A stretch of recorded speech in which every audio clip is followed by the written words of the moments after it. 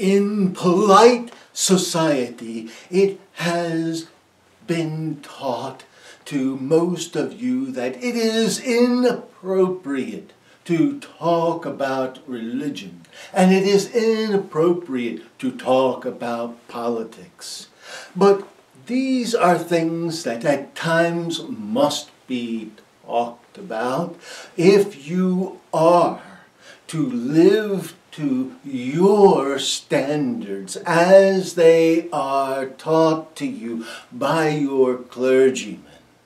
And the problem is this: your clergymen are now addressing not the issues of spirituality, the issues of mercy and compassion, but rather the dogmatic issues of politics. And they are telling you from the pulpit what is right and wrong.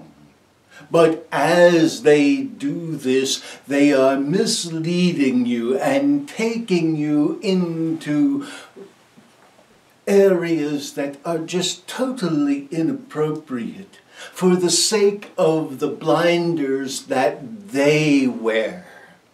For these individuals have turned their back on God in the very essence of their rigidity.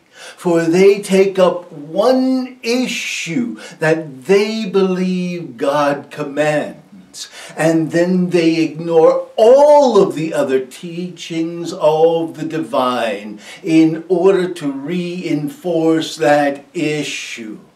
So what happens when you have an election and your clergymen attach themselves to one issue and then they begin to make exceptions to all other things for that one issue they wish to back, and that issue which they wish to support because of their narrow-minded and limited thoughts? You are then being pushed to do that which is against your own conscience. And these fools from the pulpit have driven people away from the church. And they have driven children away from the religion that they say they support, because their very hypocrisy has become evident. When they support people who spout evil from their mouths, when they become those who would say, oh, yes, we can be extreme if it supports good, we say to you, no, no, no. Did not King Solomon say, be moderate in all things? And he showed you plainly in his writings how extremism was bad. But you would sell your entire faith and everything that you believe in to support a political party. You would support lies and untruths. You would support a man who has been evil and has mistreated women and abused sexuality, who has perverted the truth and ought to place himself, as his ego would allow, above all other things. Is that ego not what you in your religion would often call Satan, saying that is the one who strives to be beyond God and thinks of themselves as a God? Oh, is that what you support in your supposed Christian faith? If that is your faith, Your faith then is far from the faith of the Christ, and your religion is far from a religion that any sane person would want to associate themselves with. You can see that you have destroyed the very faith that you purport to keep by mixing religion and politics. You have made yourself known to children, and you have exposed yourself as evil racist. You have exposed yourself as being unloving and unkind. You have exposed the nakedness of your soul, and it is a horrendously evil thing to look at. Your soul has been exposed, and it is not pretty.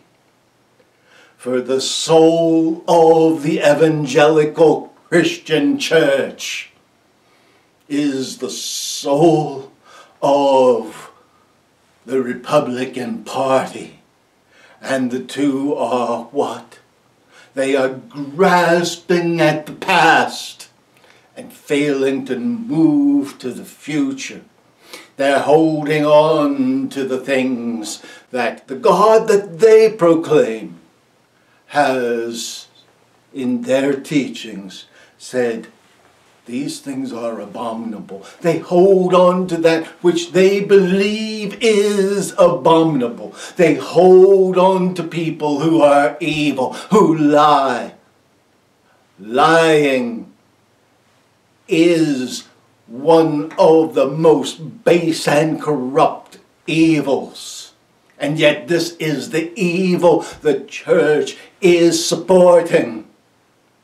How can you call yourself a church and support lying? How can you look yourself in the face and say, vote for lying politicians, vote for those who promote evil, who promote violence, who promote the big lie? The big lie. You say in polite society, you will not talk about religion and politics, and yet you have taken politics into your church and made them your religion. And you have chosen the baser, coarser part of politics to support as your religion. And by that, you have placed all of society through the fire of Moloch. You evil fools! You have destroyed the Christian faith in the name of Christianity.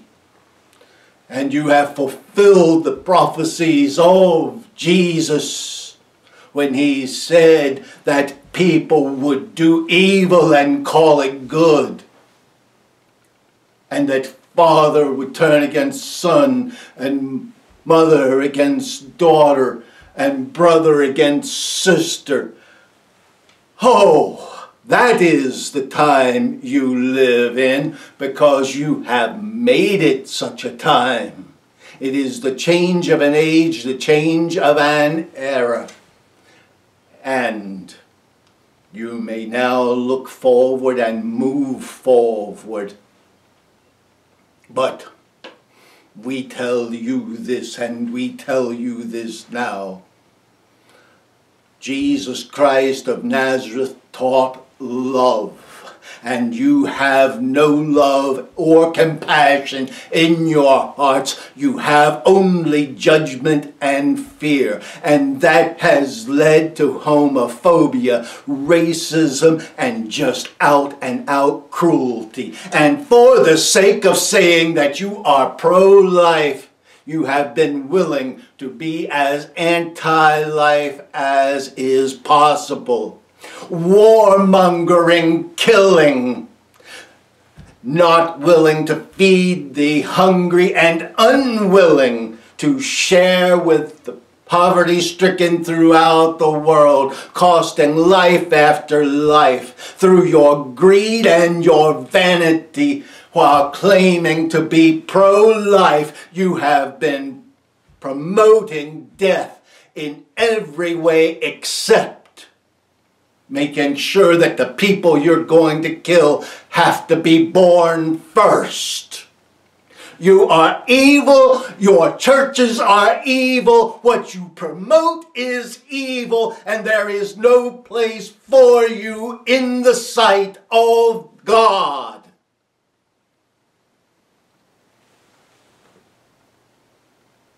And now you will be judged. We leave you with blessings and with peace. Go find that peace, for it is only in your heart, and you will not find it until you stop lying to yourselves.